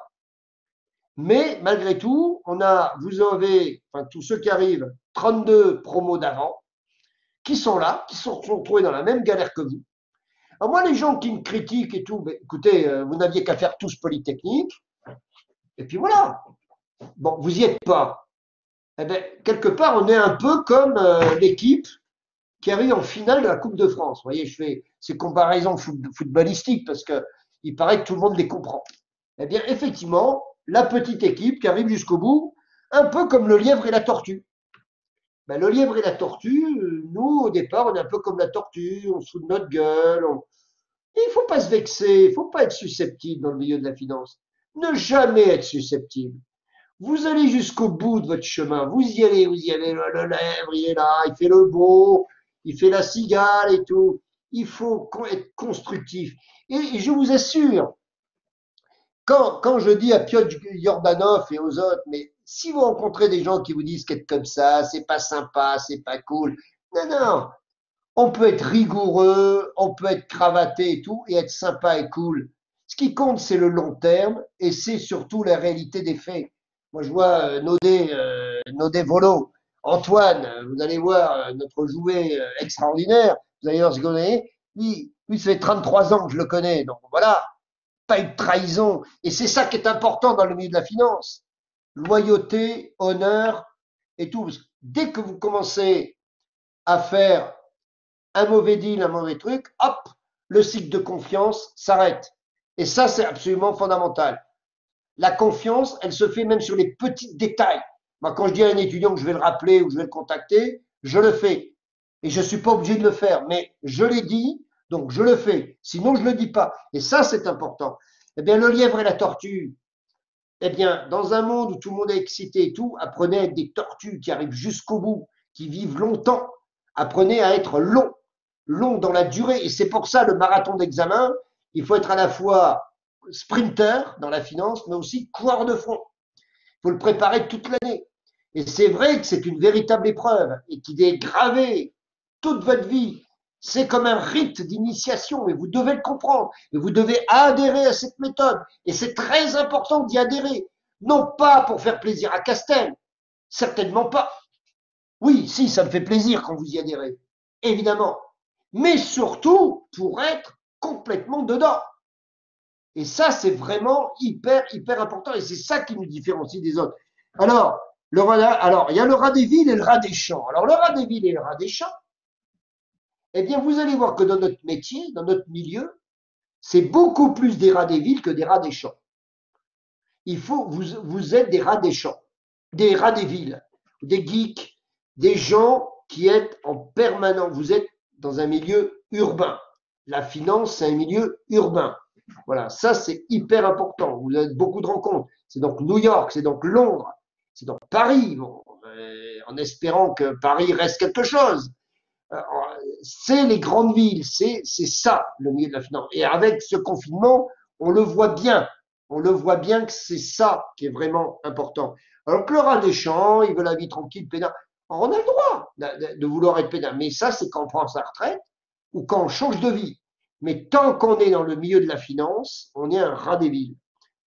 Ah, c'est fini la conférence? Qu'est-ce qui se passe là? Qu'est-ce qui se passe? Modérateur, c'est terminé ou qu'est-ce qui se passe là? Pourquoi il y a plus l'image là? Qui a mis un écran là? Bon. Allô? Qu'est-ce qui se passe là? On est encore 49. C'est quoi le problème là? Bon. Et là, bon, on a fait pas mal de fables. Ça fait 1 heure et demie là qu'on est ensemble. Alors peut-être que j'en saoule quelques-uns, mais ça, alors là aussi, il faut comprendre une chose. Piotr, justement, il va falloir que vous compreniez une chose. Piotr Yordanov et les autres, c'est que quelque part, le jour où vous allez rencontrer vraiment des gens de ce métier, des gens de chez Goldman et tout, alors justement, la méthode Goldman, c'est quoi c'est passer 40 entretiens en environ un mois, des entretiens qui peuvent durer 3 heures. Non du tout ce que vous dites est très édifiant, ça fait réfléchir, merci. Et alors, voyez mon côté, voilà, voyez, clac, je vous arbitre. Ça s'écrit C-C-I-A. Vous savez, mais il est chiant. Mais non, les gens de la finance sont comme ça. Le détail, le machin. Oui, vous êtes là pour réfléchir et pas pour être des blaireaux, pour être justement des moutons. Vous êtes là pour être des locomotives, pas des wagons. Et encore moins des vaches qui regardent le train passer. Le front office, c'est des locomotives. Le middle, c'est les wagons. Et les autres, c'est-à-dire ceux qui sont out, c'est les vaches qui regardent les trains passer. Il faut tout faire pour rentrer dans la locomotive. Eh bien, vous pouvez rentrer effectivement par le wagon du middle office, mais avec un esprit front office. Si vous arrivez avec un esprit de syndicaliste ou de machin à faire chier le monde et tout, vous devez être des faiseurs d'affaires. Et c'est dit sans accent circonflexe. Ça, mais non, parce que si j'avais écrit K, c'est K. Et puis si on le met 2 fois, ça fait caca. Hein. Alors que ça, c'était cela. Parce que ça avait été écrit ça. Vous voyez? Je ne suis pas trompé, c'est bien c'est dit. Je parle de dites, monsieur, dites. Ça, c'est dites. Exactement. Non, pas ça. Ah, je vois que vous cherchez à arbitrer, c'est bien. Mais je plaisante. Mais là, c'est déjà du 4e degré. Hein. Alors, justement, Peut-être qu'il faudra en faire une conf sur l'humour des financiers. Ça serait marrant d'en faire une sur l'humour des financiers, les choses à dire, à pas dire, les vannes. Oui, oui, parce que vous allez voir justement là-dessus, puisque là, bon, j'ai fait mon flot de Fable de La Fontaine adapté à la finance. Ce qu'il y a d'assez amusant, effectivement, alors déjà, première règle, ne pas être susceptible, et c'est pas toujours facile, parce que vous allez voir qu'il y en a beaucoup qui ont un esprit taquin. Alors taquin, ça veut dire, qui en clair, qui fait chier le monde, quoi. Enfin bon, taquin, ça veut dire taquin. Psychochar. Alors Ashley Boulel, c'est quelqu'un que je connais depuis 20 ans, qui a été un prof de matière première. Peut-être qu'un jour il reviendra en binôme avec Azopardi, mais c'est vrai que s'il peut revenir avec nous, j'en serais très très heureux. C'est un grand ami du pole training, c'est un ancien prof du pole training. Là, il a plus le temps, parce qu'en plus, il est écrivain. Il a écrit des bouquins, la psychocharque et tout, mais absolument, avec grand plaisir. Et donc, effectivement, alors sur le fait qu'on est là pour s'affirmer, ma question est comment rester intègre quand tu dis le fait qu'on a un monde où tout le monde porte une carapace, y compris, mais absolument. Alors, ce qu'il va falloir que vous compreniez tous, c'est qu'aujourd'hui, il y a beaucoup de choses qui sortent. Voilà, beaucoup plus qu'avant. On a l'impression que tout est pourri, qu'il y a que des véreux et des enfoirés. C'est vrai. Mais à la limite, il n'y en a pas plus qu'avant. Ce qu'il y a, c'est qu'avant, ça ne se savait pas. Tout simplement, parce que tout était opaque. Bah, c'était finalement, j'ose dire, je ne sais pas si vous connaissez ces coins, comme le pêcheur de Gardon du lac de Mimizan. Lui, il ne se pose pas de questions. Je n'ai rien contre le pêcheur de Gardon du lac de Mimizan, mais il peut être plus heureux. C'est-à-dire que quelque part, c'est un peu comme notre histoire du savetier et du financier.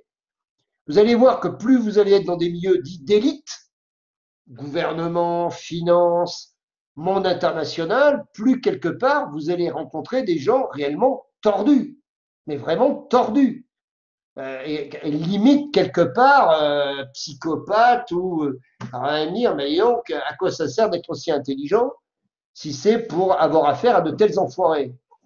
Mais alors justement, comme vous n'êtes pas idiot et que vous êtes intelligent et que vous êtes résilient, comme on dit en 2020, c'est-à-dire que vous tenez bon et vous apprenez à tenir bon, on ne vous le fera pas. Et moi, j'ose dire que dans ce milieu, c'est un peu comme les chats et les chiens. Il faut faire son territoire. Vous savez, les chiens, quand ils arrivent, ou les chats, ils font pipi, ils marquent leur territoire. D'ailleurs, mais c'est horrible ce qu'il est en train de dire. Eh bien non, il faut marquer son territoire. Les hommes comme les femmes. Et ça, c'est vraiment important. C'est-à-dire que quelque part, si vous arrivez avec une attitude loseuse de quelqu'un qui va se faire avoir et tout, n'allez pas croire que la bienveillance va être là. Ils feront tout pour vous écraser, en ayant en plus un discours collaboratif et de bienveillance. Parce qu'alors là, ils sont extraordinaires. Le double langage, il est fabuleux. Mais ça a toujours été. Et vous voyez là la question que vous posez, alors attendez, Candy, c'est effectivement, pardonnez, la potentielle naïveté de mais pas du tout. Vous savez, le pire, c'est pas d'être naïf, le pire, c'est pas de poser de questions. J'ai été formé à la finance de marché, le prime et progression back middle office, le caricature la salle des marchés comme un raisonnement profondément malsain composé de personnes prétentieuses. Mais oui, mais justement, c'est pour ça que j'ai fait les fables de la finance. Entre le héron, mais alors, vous verrez, Guillaume Rodrigue Martin, on s'est déjà parlé, vous ferez vous-même votre propre opinion. Moi, quelque part, je vous prépare à ce que vous rencontriez les pires. Alors, Pierre Gislard, promo 2013, qui sera votre professeur de training action et repo, préparez-vous à rencontrer les pires individus, en espérant ne jamais les rencontrer. Voilà la logique dans laquelle je suis. Nous sommes. Je ne dis pas qu'il faut être comme ça. Je dis qu'il faut savoir se défendre des personnalités comme ça. Mais plus vous allez dans des milieux dits d'élite, pourquoi il y a tant de jeunes, et de moins jeunes d'ailleurs, qui veulent tout casser, tout dire, tout est pourri, tout ment. Mais depuis la nuit des temps, c'est comme ça. Quand Lénine, après Staline est arrivé, ils allaient tout refaire et tout. Mais finalement, ils ont fait pire. Hein, il y a plus de 100 millions de morts. Parce que malheureusement, et c'est pour ça que en terminale, et on ne vous en fait pas faire assez, on vous fait faire un peu de philosophie. Il faut comprendre la vraie nature humaine profonde. La vraie nature humaine profonde, qu'on soit homme ou femme, il y a des différences, et heureusement qu'il y a des différences, c'est quelque part, ah voilà, merci Natalia Lehen, donc Psychoshark, c'est effectivement un des livres d'Ashley Boulen. Voilà. Alors, Audrey Sophie, promo 2016. Ben, Audrey Sophie, eh ben, c'est quelqu'un, jamais je l'ai eu entendre dire, je suis noir ou j'ai des comme ça, j'y arriverai pas. Jamais, jamais. Je sais que ce que je dis là peut choquer, mais non. Soyez ce que vous êtes. Benalla, mais pareil. Pourquoi il a 10 millions de followers sur Twitter? Parce qu'il a été courageux par rapport à ses pays, le docteur Benalla. Eh bien, vous allez comprendre une chose, c'est que on est ce qu'on est, mais on peut s'améliorer. Apprenez à vous améliorer tous les jours. C'est pas évident. Ce que je vous raconte, j'essaie de me l'appliquer à moi-même.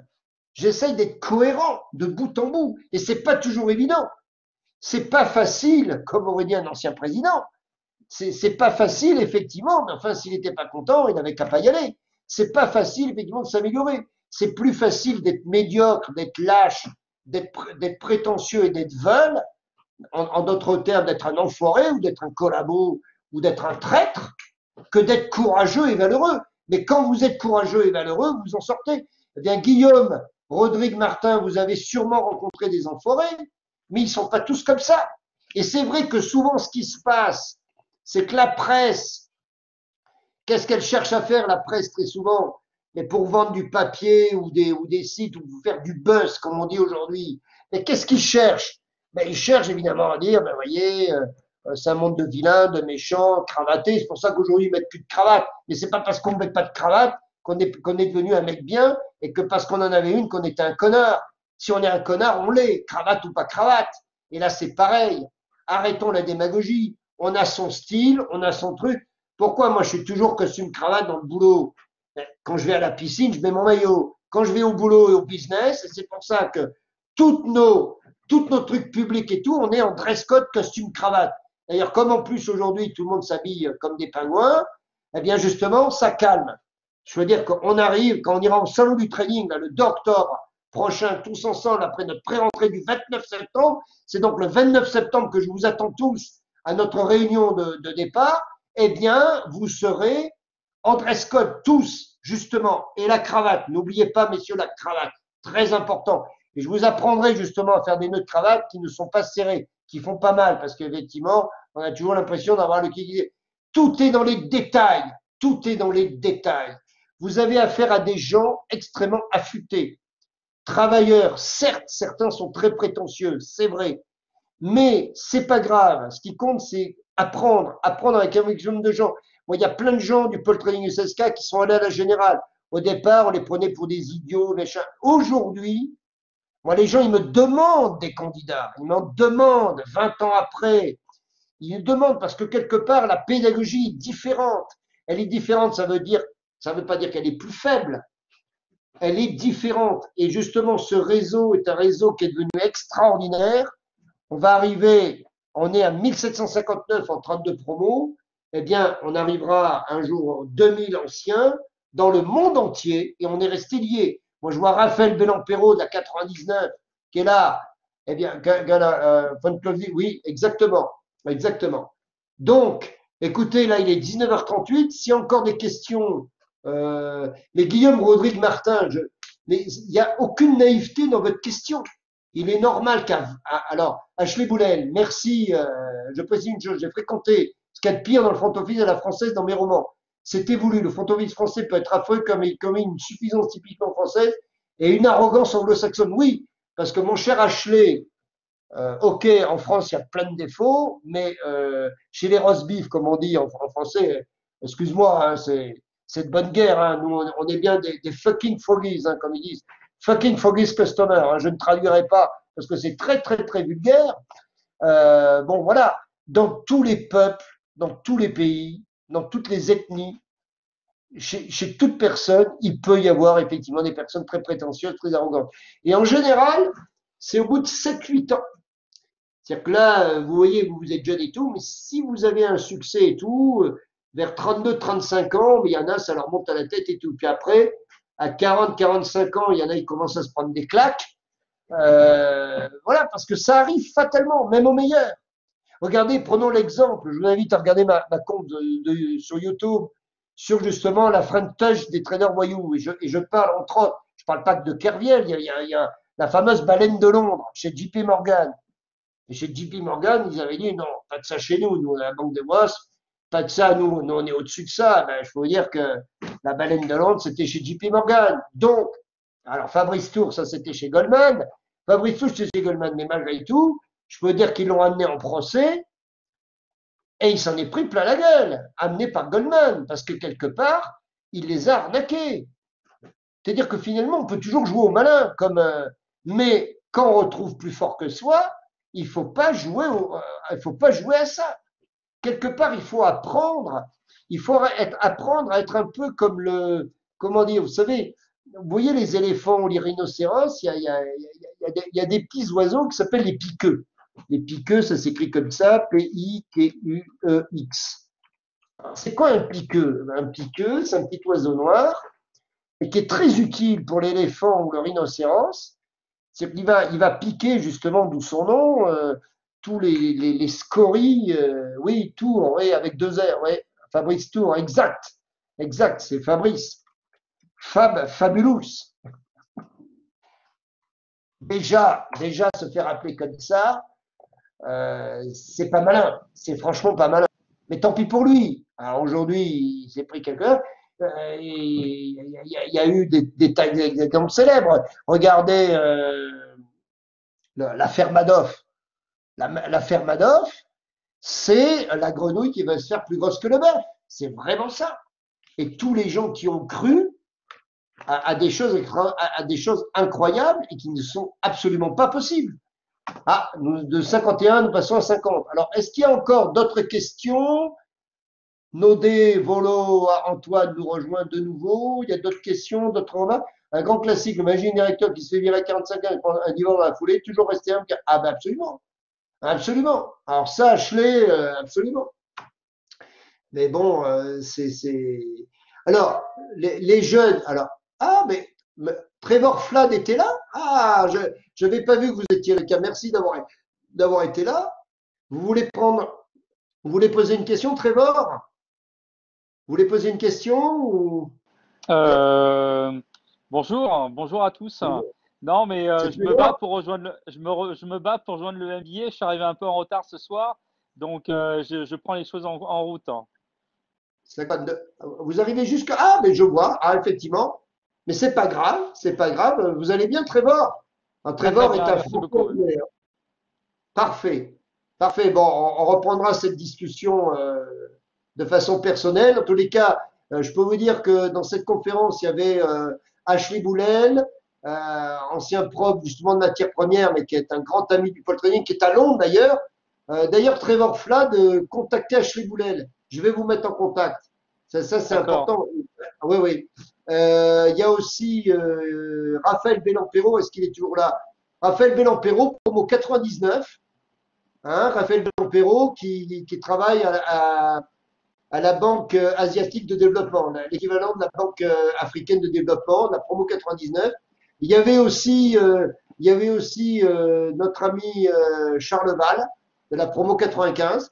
Et puis d'autres, là, Hugo Bourgeois, Zamblé, alors pas mal de gens de la 2020, Pierre Giscard de la 2013. Ben, écoutez, là, on est quasiment à la fin de la conférence, puisque ça a commencé à Allô? 18 heures. On avait demandé, ça a commencé à 18 heures. Allô? Oui, en tous les cas, merci d'être venu, hein, puisqu'on est, on est 52, effectivement, et ça me fait vraiment plaisir qu'un 1er juillet. Allô?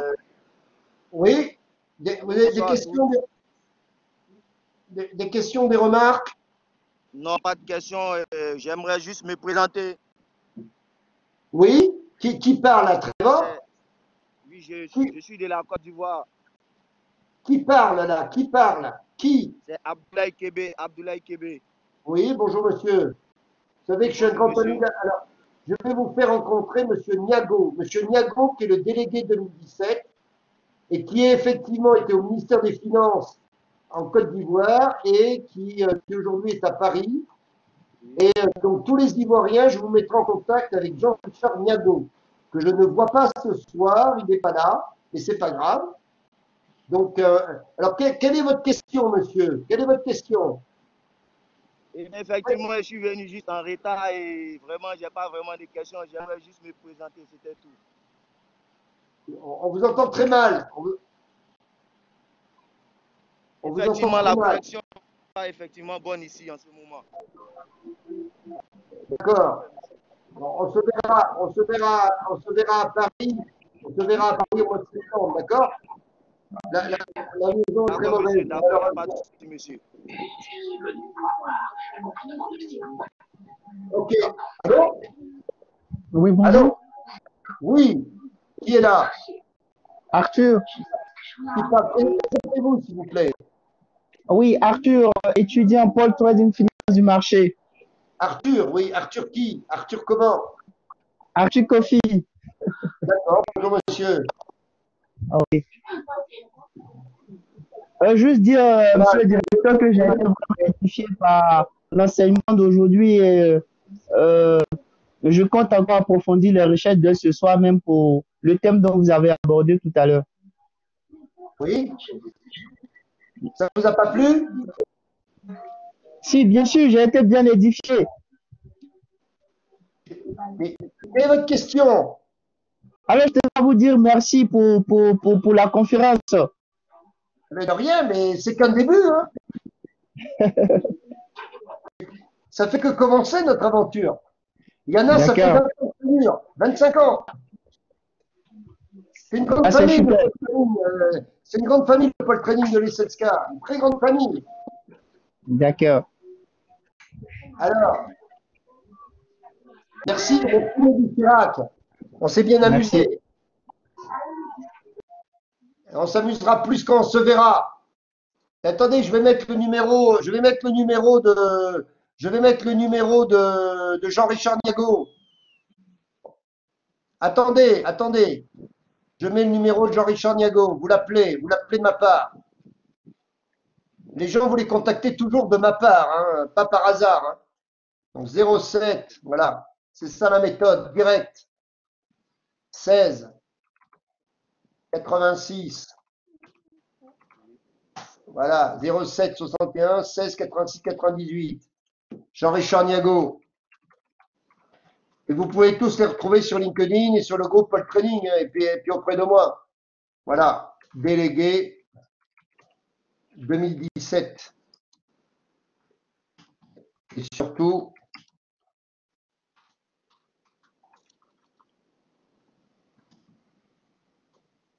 voilà, délégué de la Côte d'Ivoire à l'ONU. Vous verrez, il est fantastique. Jean-Richard Niago, il est génial. Bon, est-ce qu'il y a des questions, des remarques? Allô, monsieur Castel? Oui, qui parle là?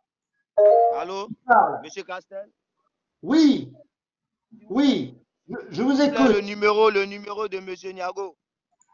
Mais je viens de l'écrire, vous ne le voyez pas? Je viens de l'écrire. Monsieur. 07 61 16 86 98. Vous ne le voyez pas écrit? Non, apparemment, je ne le vois pas, monsieur. 33 7. Il y a Arsène Banga là, de la 2020 qui vient de le réécrire. 33 7 61 16 86 98. Vous ne le voyez pas? Appelez-le de ma part. Bon, je vais le dicter. Okay, je viens de le voir, c'est ok, je viens de le voir. Voilà. voir. 33, c'est la France. 7, 61, 16, 86, 98. Ok? Bon, mais écoutez, je crois qu'on va. Bien maintenant. Voilà. Et surtout, rejoignez-moi tous sur LinkedIn. Rejoignez-moi tous sur LinkedIn, Georges Castel. Hein, d'accord? Je vous prendrai. Hein. Demandez-moi en contact. Nous vous enverrons des invitations. Absolument. En tous les cas, s'il n'y a plus de questions, là, on va arriver aux 2 heures de conférence quand même. Je vous remercie vivement, en tous les cas, d'être restés aussi nombreux, hein, d'être restés aussi nombreux aussi tard. Et puis, apprendre à être fort, ça s'apprend tous les jours. Effectivement, même s'il y a des moments où on peut déprimer, on peut. C'est une façon d'être. Plus vous serez avec des gens dans le même état d'esprit, et plus quelque part vous y arriverez. Hugo Bourgeois, merci. Et vous aussi. Et je sais que vous avez vécu le marathon et vous vous en souviendrez toute votre vie du marathon d'examen. Toute votre vie. Lucas Victor, l'homme de Totavel. Mais ça, c'est une blague entre nous, ça. Vous voyez, hein, l'humour de la finance. Vous voyez, mais qu'est-ce que vient faire l'homme de Totavel? Qui sait ce que c'est que l'homme de Totavel? Daniel Banzouzi, vous êtes future étudiante? Je vous verrai en septembre, merci. Mais oui, mais là aussi, hein, n'oubliez pas mon numéro. Pour me contacter par le numéro et l'email et par LinkedIn. Bonjour. OK? Brian Guillot, ça s'est bien passé le marathon. Audrey Sophie de 2016. Monsieur Flat qui est venu au dernier moment. Oui, oui, oui. Arsène Banga. Arsène William Banga, un des délégués de cette année. Bon, eh bien, et qu'est-ce qu'on écrit? Toujours. Est-ce que ça veut dire et que vive le pole training et Selska, comme toujours? Voilà. Croyez-moi, la vie est belle. Et ce qu'on vit, c'est pas la guerre. Croyez-moi, c'est pas ça la guerre. La guerre, c'est 1000 fois pire. 1000 fois pire que le confinement. Monsieur Benalla, merci. Merci pour la conférence. Merci de votre présence. Voilà. Bon, mais là maintenant, je vais vous quitter. Et n'hésitez pas, tenez, voilà, Arnaud Bigaillon, oui, à très vite. Ashley Boulel, j'étais vraiment content que tu sois là. Ça m'a vraiment fait plaisir. Et en tous les cas, Ashley Boulel, allez le voir sur Doc Finance le 21 juillet. Le 21 juillet, il fait un truc, là, je l'ai mis sur LinkedIn et tout. Le 21 juillet, vous pourrez retrouver Ashley Boulel via Doc Finance. Allez, à plus. Raphaël Bellampero de la promo 99, Pierre Gisclard de la 2013, Nathalie Lehen, bonne soirée, merci. Apprenez à vous renforcer, tous, c'est pas facile. Et je sais que parfois on n'y croit pas, mais si vous y croyez pas vous-même, effectivement, c'est pas les autres qui y croiront pour vous. Hein. Allez, Pascal Coustonoble, futur étudiant? Ou pas, non? Bonne soirée à tous. Ok, alors à bientôt. Rejoignez-moi sur LinkedIn. Rejoignez-moi sur LinkedIn, comme ça vous verrez toute l'actualité. Et puis je crois qu'on se rejoint le 9 juillet aussi. Hein. Le 9 juillet avec un truc organisé par l'école. Hein. On se retrouvera le 9 juillet aussi, d'accord? Allez, à bientôt. À bientôt.